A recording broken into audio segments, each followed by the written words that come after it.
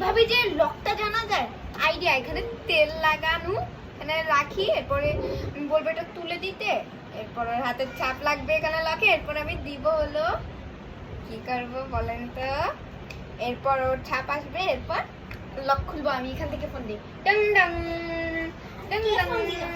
কেউ খেতে দেয় না।